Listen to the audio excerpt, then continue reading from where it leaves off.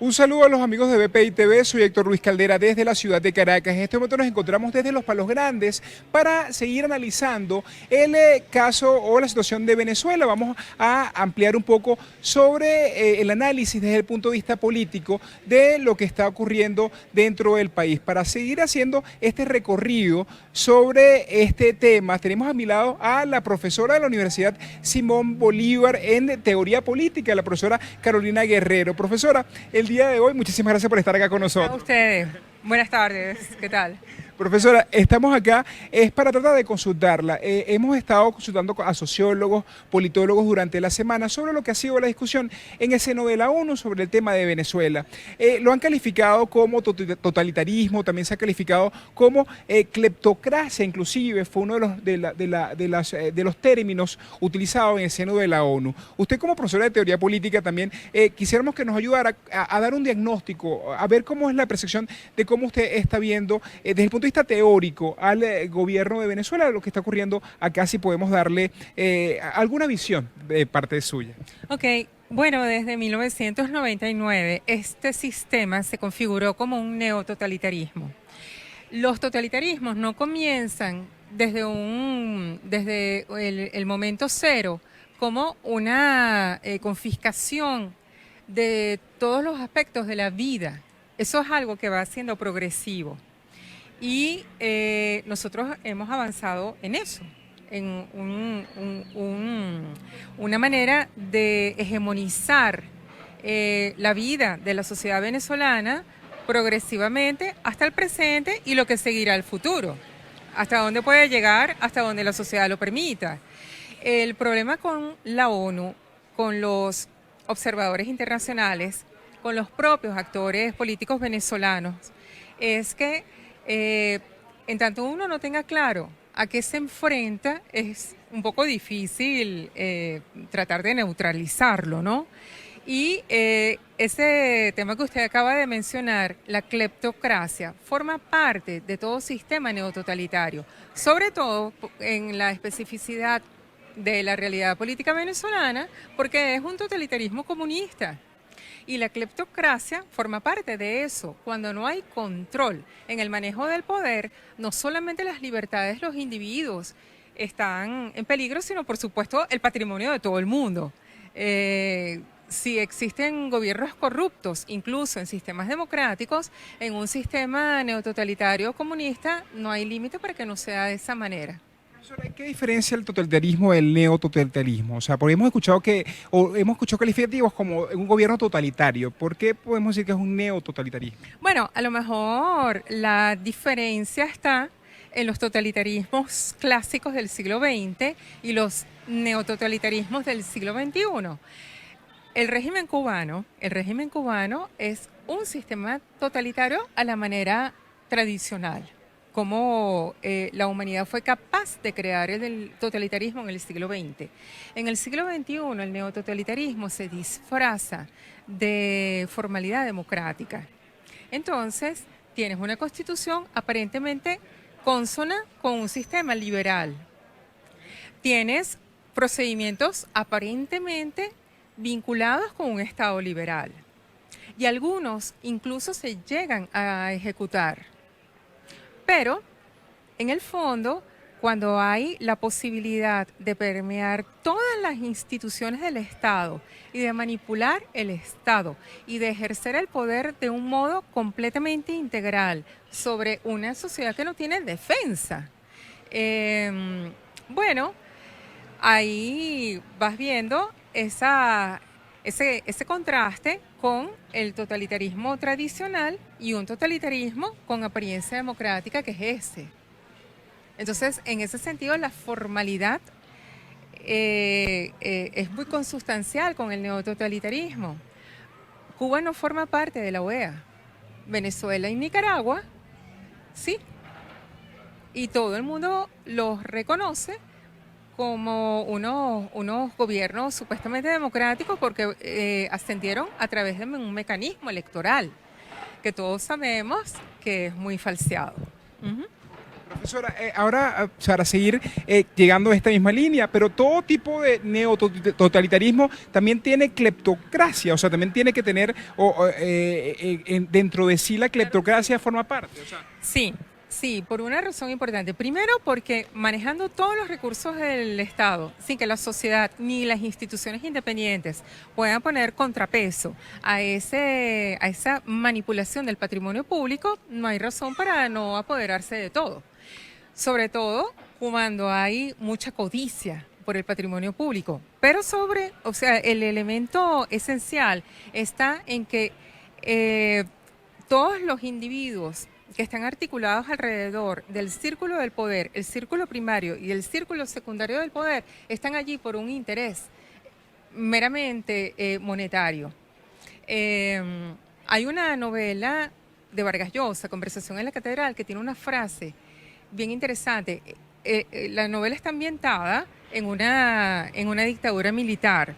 Entonces, en el momento en que ellos se ven amenazados por una eventual ebullición de la democracia en el Perú, un miembro del gabinete le dice a otro: oye, pero los empresarios son todos unos tramposos, porque cuando alguien les ofrezca más, se van a ir a apoyar otro proyecto político. Y él le dice, bueno, igual que nosotros. O sea, la forma de mantener la cohesión es a partir de la repartición de prebendas y sobre todo en un sistema como el que hay ahora, de la gente comiendo de la basura, con los niveles de pobreza que nunca nos hubiésemos imaginado que fuesen posibles en Venezuela.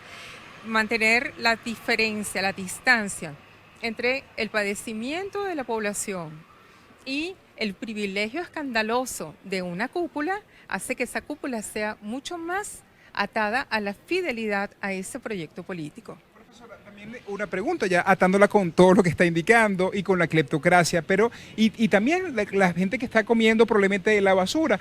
Vivimos también en una sociedad donde hay un caos. Mi pregunta ahora va dirigida. Todo neototalitarismo también tiene que estar soportado sobre un caos, es decir, falta de energía, inseguridad, lo que se vive con los viejitos, sí. Todo lo que está con el hambre, también está... Bueno, es que eso es una consecuencia de la falta de libertades, porque la manera también de hegemonizar el poder es destruir todo el aparato productivo privado. Entonces, cuando no hay inversión privada, cuando la producción privada está prácticamente destruida, cuando no hay iniciativa privada porque el Estado lo coarta todo, porque el Estado se hace dueño de absolutamente todo, es imposible preservar la eficiencia de los recursos, del manejo de los servicios públicos. Me hacía mucha gracia un Twitter en estos días que alguien decía, es que si la derecha vuelve a ganar en Venezuela, van a privatizarlo todo como que si fuera algo malo. O sea, más bien, ojalá fuese posible la reprivatización, no solamente de las empresas productoras de bienes y servicios, sino también proveedoras de los servicios públicos. Entonces, si usted se acuerda, lo que eran las empresas de Guayana, bajo un esquema que ni siquiera fue idóneo porque fue semiestatal, o la empresa Telefónica Nacional en manos privadas, eso no tiene nada que ver. O la empresa proveedora de electricidad en este país, que siempre había sido privada, eso no tiene nada que ver con este destrozo. Entonces son las pequeñas cúpulas de gente ineficiente, pero leal políticamente, controlándolo todo. Forma parte del sistema. Eso es una forma de generar también un caos que en cierta forma se busca producir, pero en cierta forma también es una consecuencia inevitable. ¿Cómo no, profesora? Ya estamos siguiendo la línea que nos está comentando, pero también ahora, aunado a todo lo que está indicando, o para ponerlo en ejemplo, que las personas probablemente que nos estén viendo a través de las pantallas de PI TV quizás puedan entender lo que nos está indicando. Cuando habla de la cleptocracia y dentro del neototalitarismo y habla de la distribución de poder, es más o menos como distribuir, o la gente lo que está viendo, estos presiden PDVSA, este grupo preside las empresas de Guyana o extraen oro, foro, ¿es una repartición de ese tipo de la que se está refiriendo? Bueno, hay un centro del poder, un núcleo de poder que está en el partido de gobierno. Y, por supuesto, la dirigencia que controla ese partido. A veces los individuos que están al frente de ese comando no siempre son los mismos. Puede haber alguna rotación, no importa, pero es un solo partido político, es la dirigencia de ese único partido político la que lo controla todo. Y trata de colocar a su gente absolutamente en todo, una manera de desplazar a la propia sociedad y a los estratos medianamente independientes que pueda quedar, pero también una manera de tener absoluto control de todo lo que pasa dentro de esta sociedad. Entonces, esa es la esencia de un totalitarismo.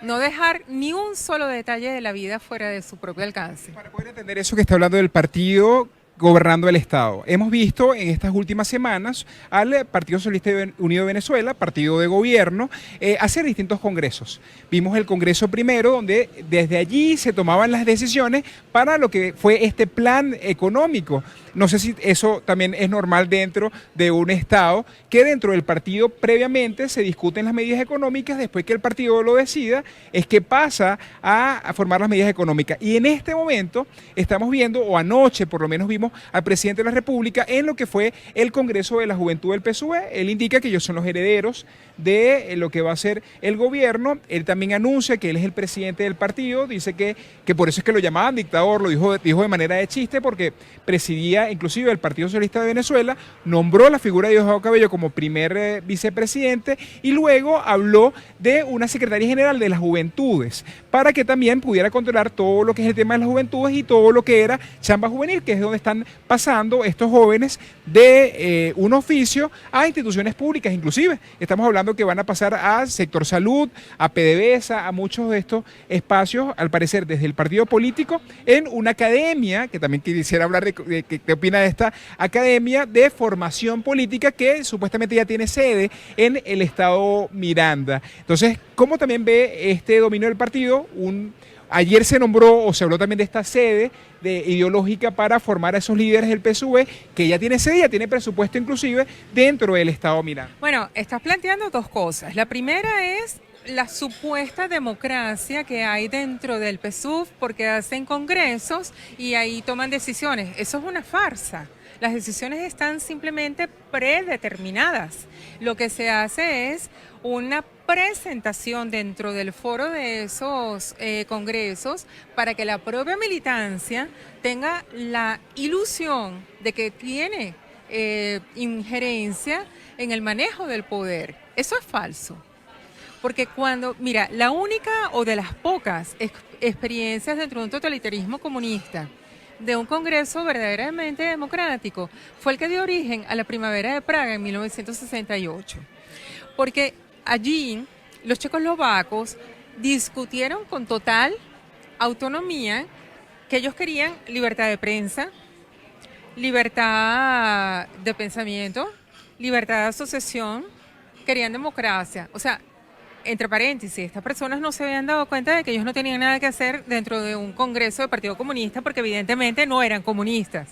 Se dieron cuenta de que eran liberales mucho tiempo después, ¿no? Bueno, pero el caso es que cuando ellos en ese congreso del Partido Comunista Checo toman decisiones que van en contra del canon que imponía Moscú, Moscú les mandó al ejército y los aplastó. Y hasta ahí llegó la democracia deliberativa del Congreso del Partido Comunista Checo.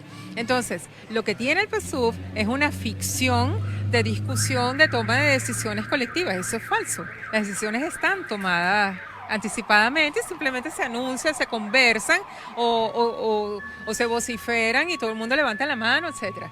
Lo otro que es peligrosísimo con esto que acabas de señalar sobre la supuesta escuela universidad de formadores públicos, que no forman nada, lo único que forman es adoctrinamiento. Lo que forman son cuadros de individuos dispuestos a prestarse a la permutación de un sistema como este, a la permutación de la miseria, a la permutación de todo lo que, aquellas canciones con las que ellos se formaron, canción Proteste y Nueva Trova y todo eso, o sea, todo tan bonito, una realidad como esta contradice todo ese romanticismo, ¿no? Entonces, la idea de la capacidad del talento no tiene nada que ver con la improvisación de ese tipo de gestores de lo público, que lo único que reciben es doctrina, nada más. Ujú.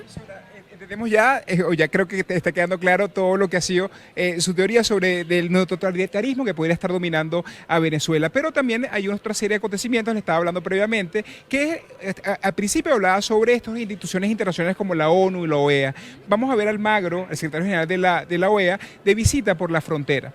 Viendo lo que ha sido la realidad o las consecuencias de este neototalitarismo, cómo van saliendo personas de las fronteras en todo lo que ha sido esta migración. También su evaluación acerca de todas estas instituciones internacionales que de una u otra forma están tratando de evaluar todo lo que está ocurriendo, toda esta migración que está saliendo, todas estas personas que están saliendo de la frontera y esta visita que se va a dar el próximo viernes del secretario general de la OEA a lo que va a ser la frontera venezolana. Bueno, eso es otra de las consecuencias realmente nefastas de todo este fenómeno, de toda esta tragedia política, porque la atención de estos organismos internacionales y de los países democráticos, los que quedan, se va a dirigir exclusivamente al manejo de la crisis migratoria, de cómo darle asistencia a los países receptores y cómo canalizar que el éxodo venezolano pueda de alguna forma insertarse en la normalidad de esos otros países. Eso termina enturbiando la visión sobre la causa del éxodo. O sea, ¿por qué salen millones de personas, cientos de miles de personas a vivir, quién sabe cómo, a meterse en un refugio? Son desplazados, son los desplazados. Nosotros habíamos visto cosas así en la prensa, con la tragedia de los países en guerra, incluso de Colombia con la guerrilla, por supuesto, de paso patrocinada por Cuba, pero que Venezuela terminase siendo una población que constituyese en sí misma un éxodo, es una tragedia, pero la tragedia tiene una causa. La causa es la permutación de un sistema político como este, que, bueno, la forma de combatirlo, de lesionarlo, de desplazarlo, es lo que debería concentrar la creatividad tanto de los observadores fuera de Venezuela como dentro de Venezuela. La posición entonces que tiene usted, el llamado entonces que hace, ya para culminar, bueno, desde la academia, a tanto el gobierno nacional o como para las personas que pudieran escuchar el día de hoy esta entrevista. Mira, hay que pensar políticamente y saber tener creatividad para poder hilar algunas formas de reacción política pacífica, porque probablemente otra no tendría vialidad para desmontar una tragedia así. O sea, hay un poder hegemónico que ha hecho raíz a lo largo de los distintos aspectos de la sociedad. ¿Cómo se corta eso? Eso no es imposible. Frente al acontecimiento totalitario siempre hay posibilidad de crear un acontecimiento liberal y yo creo que esa es la responsabilidad que nosotros tenemos. Entonces, muchísimas gracias, profesora Carolina Guerrero, que el día de hoy nos ha ayudado a comprender un poco lo que es el sistema político venezolano, también toda esta terminología que el día de hoy se debate en escenarios nacionales y también en escenarios internacionales sobre la crisis venezolana. Es parte, como indicamos, de la información que podemos aportar hasta esta hora de la ciudad de Caracas, quien les reportó para BPI TV, Héctor Luis Caldera.